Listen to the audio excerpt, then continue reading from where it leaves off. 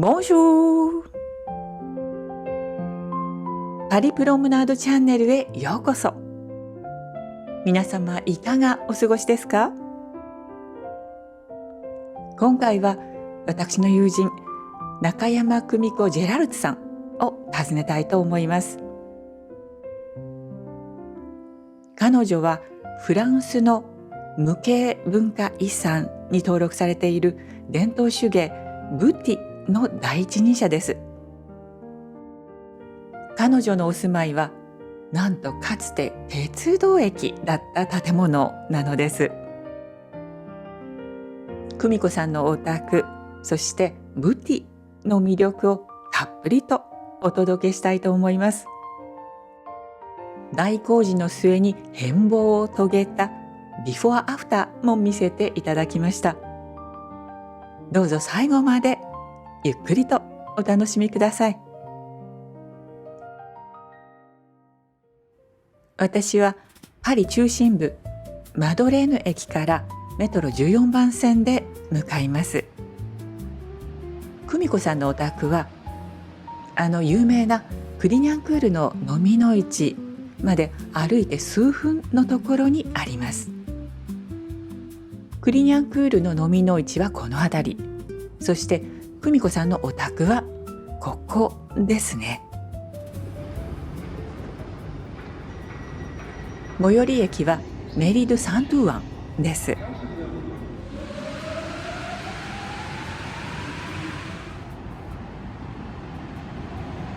駅の地上に出ると正面にサントゥアン市役所が見えます。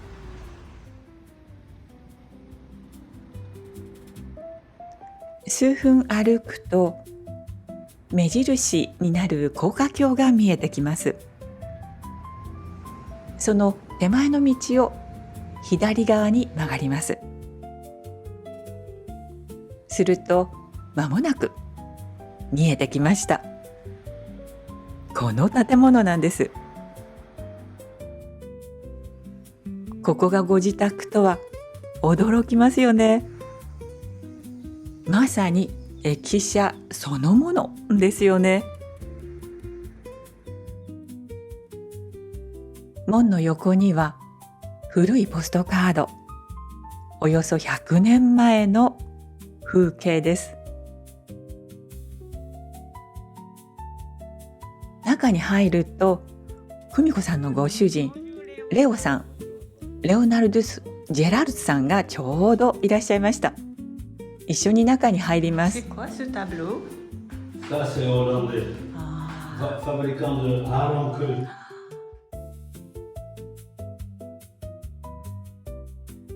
ミリーの住まいがあるフロアへはエレベーターで登ります。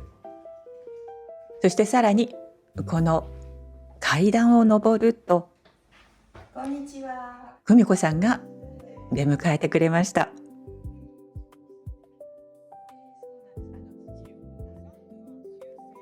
窓からは線路が見えます。これがね、これが昔のカードポスタルです。ポストカード。ちょうど2年前にオリンピックがありましたけれども、ちょうど100年前にもオリンピックがあったわけですよね。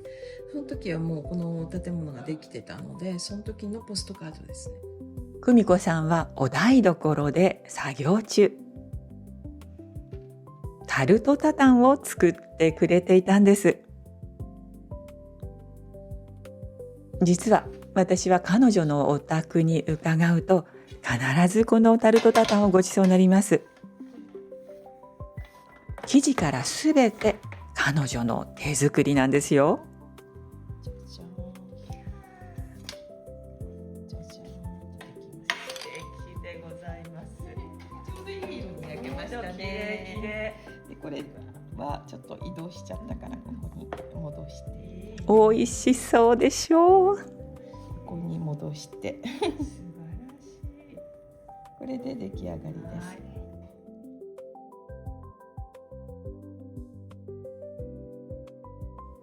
焼きたてのタルトタタンにこの生クリームを添えていただく。これが本当に美味しいんです。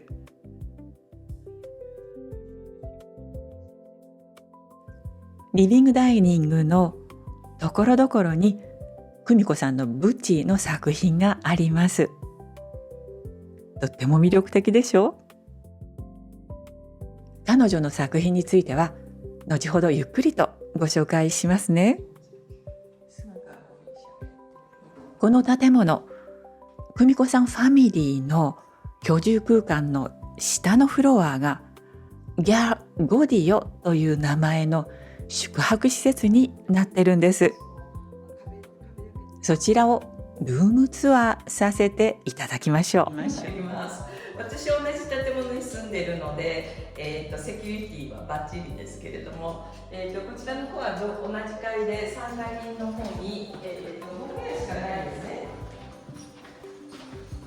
で、今3部屋使っているので、お見せできる部屋が2部屋しかないんですが、こちらの方は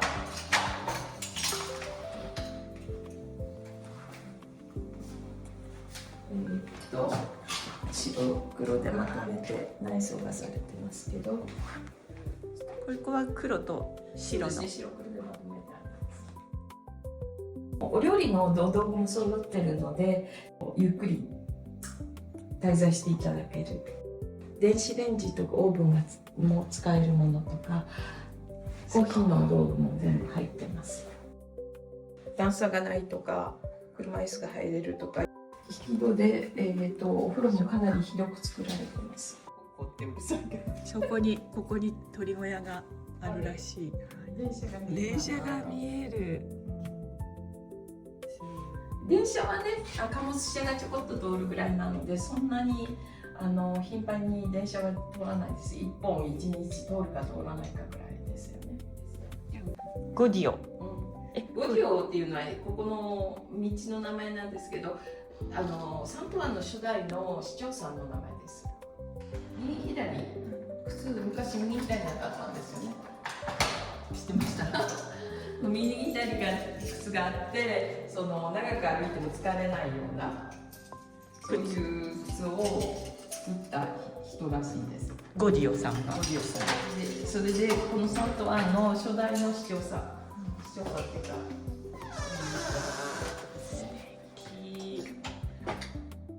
これはちょっとモード的な古いものを飾ってます。こういうものはあれですか？オピュースね、うちオピュースが近いですからね。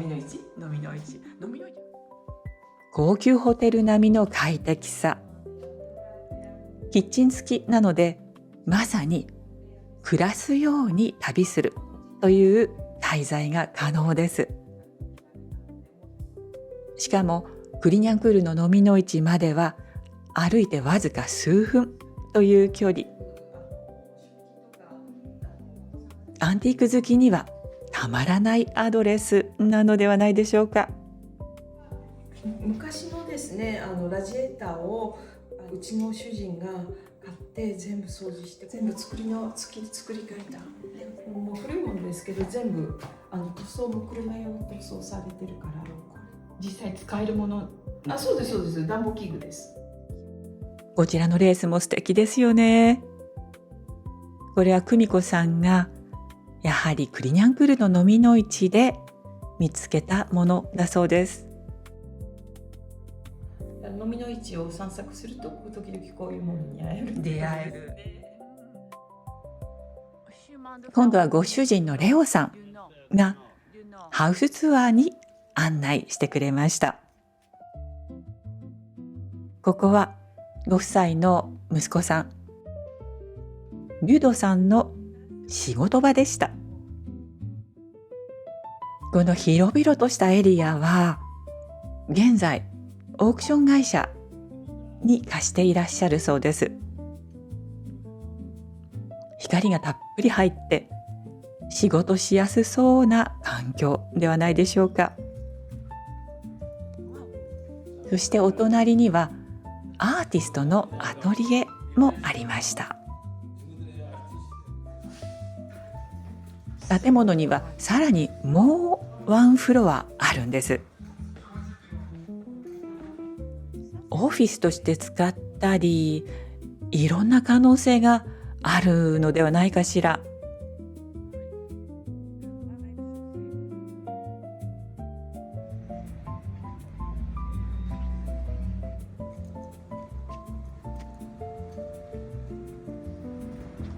レオさんはガレージの方に向かいました。Coco, allez, viens. Allez, oh, oh.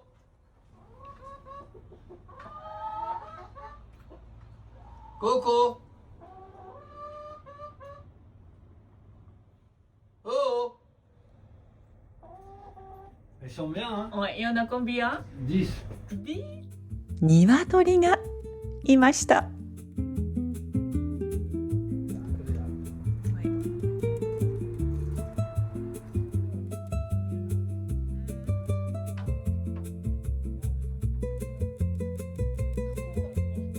À la campagne. Oui. Ça, c'est potager ici. Tomate concombre. Ah, tout. Salade, tout. この離れ、現在はレオさんの仕事場と寝室にもなっているそうです。ここは駅の待合室でした。わお。ちょうど今、レオさんのご親戚が滞在中とのこと。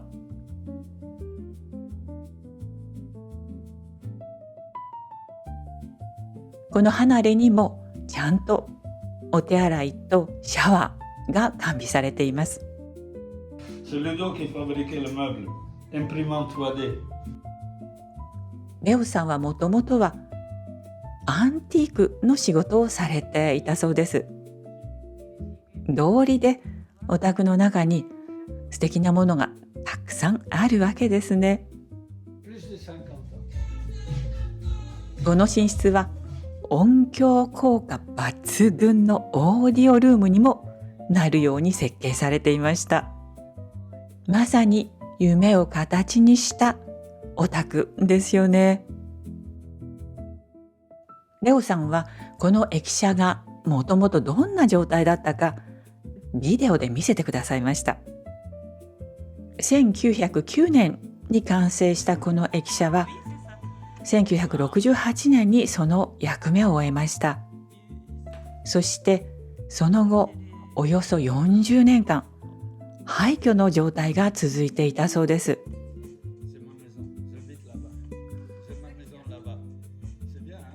誰もが忘れかけていたようなこの場所に救世主が現れます。それが久美子さんとレオさんのカップルだったんです。彼らがこの建物を購入したのが2010年。十数年がかりで今のような状態になっているんです。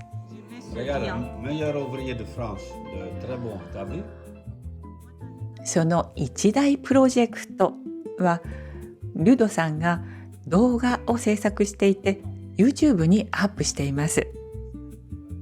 そのリンクを概要欄に添えておきますのでぜひご覧になってみてください。ファミリーは有名な雑誌ジオにも取材されていました。駅を買ったという特集記事。確かにジャーナリストとしてはこの挑戦見逃せないものがあります。さて、久美子さんのお仕事をご紹介します。彼女はブティの第一人者。そもそもブティとはどういう技法なんでしょう。ブチは、300年くらいの歴史があって17世紀18世紀19世紀と盛んに行われてきました。こちらの方も1年半くらいかけてお友達にちょっとだけ縫ってもらったりもしましたけども1年半くらいかかってるんじゃないかなと思います。4シーズンの、柄です。ここちらの方はですね、古いが17世紀の柄なんで、柄がとても細かいです。それなので、これに関してほぼ2年ぐらいはかかってると思います。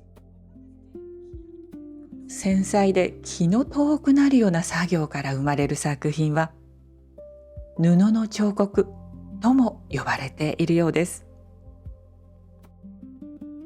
普通のキルティングと何が違うかというと、透け感がね、すごくレースみたいに綺麗ね、簡単にブッチがどういうふうにできているかというお話と、集めるとこだけお見せします。この柄の書いてある布と白い何にも書いてない布とちょうど2枚合わせてですね、まずはしつけをしてずれないようにして細かく縫い取って、表からこの柄に対してはバックステッチで縫われてます。柄によってはランニングステッチ、バックステッチと使い分けますけども、一応全部縫ってから詰めるっていうのは基本なんですけども、今まだ全部縫えてないですけども、詰めるところをお見せします。今度こちらの方は裏です。裏から、このようなコットンヤーンを詰めていくわけです。このコットンヤーンが詰まったところがボリュームが出て膨らみが出てきてくるということです。キルト糸とかで案内糸をつけます。でこの糸をですね、この 2本目隣に入れてきますので、結局2枚の布で縫われてますよね。ここさっきの2枚の布で縫われてるんで袋状になってるっていうことです。その1枚の布を持ち上げてそーっとこの針を通していただくと、ここにこのようにスーッと入ってきます。で入ったらこちらの方ですね、まっすぐきれいにしてこちらの方を切ってきます。でブチ用の針というのが売ってるんですけど、それがやっぱり便利ですね。で比較的長い、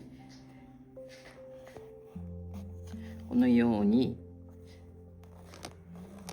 こちらを上下を切っていくところで、今3本詰まりましたけど、これ最後に詰めたらいいんですね。こっちが表。そうですね。ピンクの色は洗濯をすると消える顔料で印刷してありますので真っ白になります。デザインは久美子さんがされるんですか？17世紀のものとか古いものも柄を参考にすることもあるんですけども、ほとんどは自分で手書きでやってます。武器の技術に長けているというだけではなく、オリジナルのデザインをクリエイトできる美的センス、発想を具体的に形にできる、そこが久美子さんの素晴らしいところ。現代の第一人者と言われるゆえんです。久美子さん、どうしてブッチをなさるようになったんです？ですね、私オートクチュールの会社でデザイナーをしてました。それなのでいろんな手芸の方法を知ってるんですけれども、ブチはどうやって作るのか知らなかったんですね。皆さんもそうだと思うんですけれども、それでどうやって作るのかっていうのをフランスに移り住んだ時に、一冊の本に出会いました。その本に関してはそのイメージお写真だけなので、作り方の説明とか便利本ではなかったので、どうやって作るのかなというんでちょっと探し出して、日本ではまだ紹介当時されてなかったんですね。1999年に、1冊目の本を、ブチの本ですね作ったので、だいたい30年ぐらいはもうやってるんですけど、やっぱり長い作業なのでね、少しずつ最初はもう手探り状態で、やはり教科書もないし本もないし先生自体もほとんどいなかったんですね。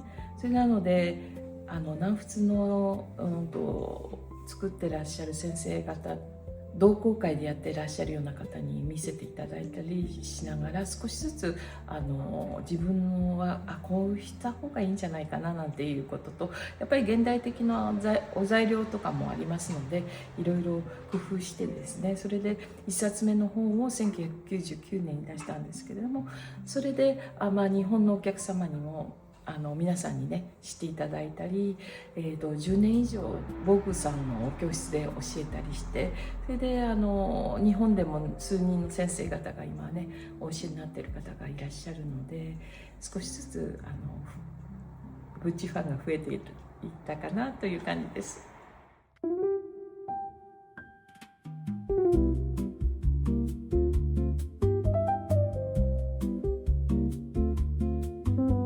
私が、数年前から書き溜めていたものをですね、図案集としてまとめたものです。だいたい1と2とがあるんですけど、だいたいそれぞれに100型ぐらいの柄があって、一旦基礎ができた方が自分で柄を組み立ててやりたいとかいう方には、とても便利な図案集になっています。クッション作ったり、大きいものに展開していったり、あとはね、ウェディングドレスとかも作れますよね。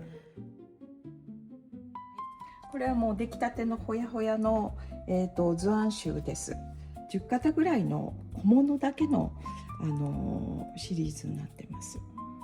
これは手芸用のお針箱なんですけれども、こちらの方はこういうふうに磁石がついてて、カチンってここにくっつくんです。針とかね。でちっちゃくて持ち運びがしやすいお裁縫刺繍の道具入れっていうことです。ここがグロングランリボンでギャザーが入ってて、ファスナーでここを縛るようになってます。これは南フランスの、手芸ですけれども、残念なことに今これをやってる方はほとんど少なくて、で、プロとしてやってるのは私みたいな本を書いてたり教えたりしてる数人いますけれども、ほとんどが同好会みたいな形の教会で皆さん集まって村の役場でやってる感じなんですけれども、私が一番若いぐらいで、残念ながら若手の方がすごく少なくて、これからどうなっていくのかなという感じですね。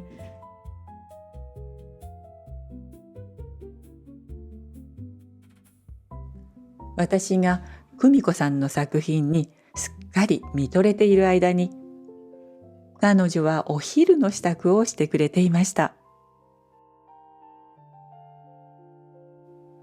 彼女のこのまろやかな手から美しいもの、おいしいものがたくさん生まれています。